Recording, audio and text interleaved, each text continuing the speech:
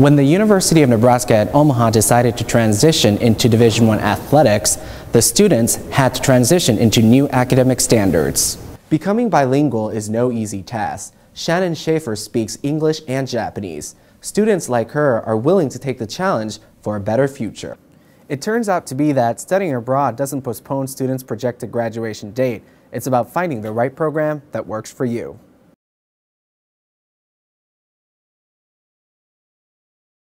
Those are my top 3 websites to look for jobs. Getting a job after graduation for an international student like Giovanni Consolino is not an easy task. It is hard. Especially the process of getting one. We apply for optional practical training, submitting all our documents since we came into the country, and so they compile these documents, plus there is an application that we have to fill, and we have to pay a fee for the Department of Homeland Security. International students are then allowed to find a job within 60 days. We can find a job during that period or even before if we can get a job, and that allows us to work and stay in the country for a year. Wen Yushi, a UNO graduate, also faces obstacles in getting a job here in the U.S. Big name companies, they really very seldom hire international students as interns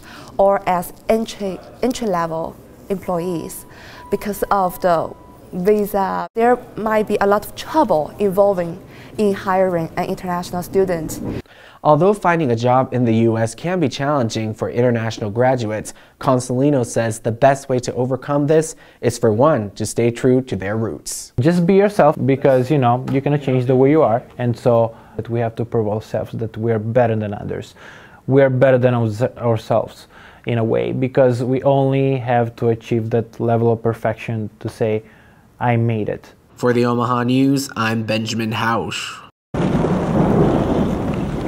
When winter changes into spring, it brings thunderstorms with it. I'm not a big storm person. Storms can be harmless, but Sharon Ewan says she's been through a storm that was devastating. The most serious one was in '75, which is like 30 years ago, when the tornado came through Omaha.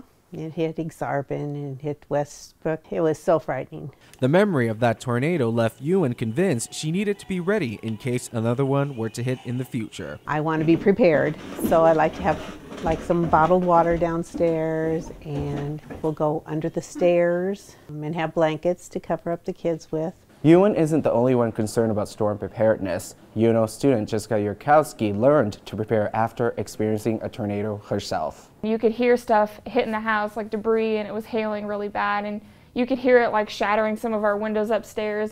Yurkowski lives on the UNO campus and says in the event of a severe storm, her dorm building has procedures to ensure residents' safety. Usually when that happens, they'll come on the loudspeaker and they'll say, hey, something's going on, so take cover, and everybody in this building heads to the clubhouse, and there's a room underneath the clubhouse that we go to if there's ever tornadoes. But Yurkowski says she doesn't take any chances and does some preparation of her own. I mean, definitely have the flashlights, the blankets to cover you, some snacky stuff, because if something hits, everything's going to be gone. She says the most important thing is to stay alert. Stay calm, keep your radio on, and listen out.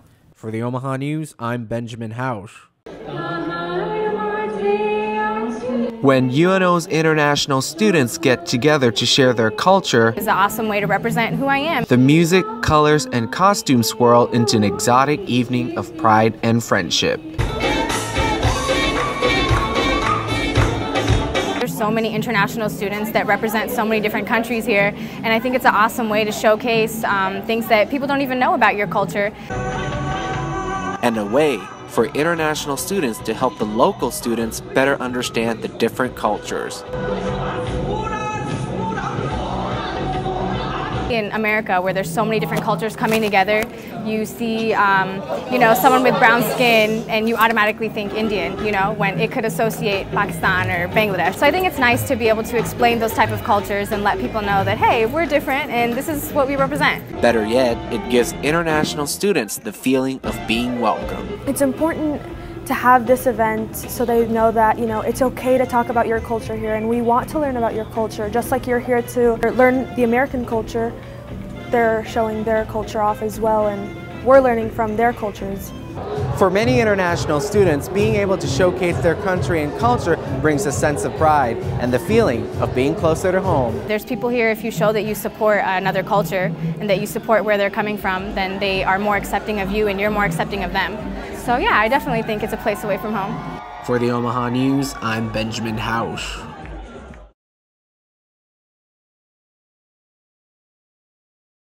A possible standards change from the Bureau of Alcohol, Tobacco, and Firearms has shooters scrambling to purchase ammunition. Cody Tromler takes aim at how that can affect their wallets. An Omaha man is the city's latest homicide victim. Police responded to a call at 5422 South 17th Street yesterday. They found 44-year-old Corey Hudson with a gunshot wound. He was taken to Creighton University Medical Center's emergency room where he was pronounced dead.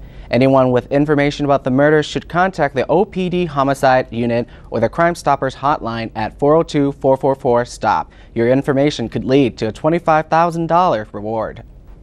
For many international students, being able to showcase their country and culture through traditional dances, music, and costume brings them a sense of pride and being welcomed. For international students to be able to show who they are and where they come from can definitely make them feel more delighted to be overseas.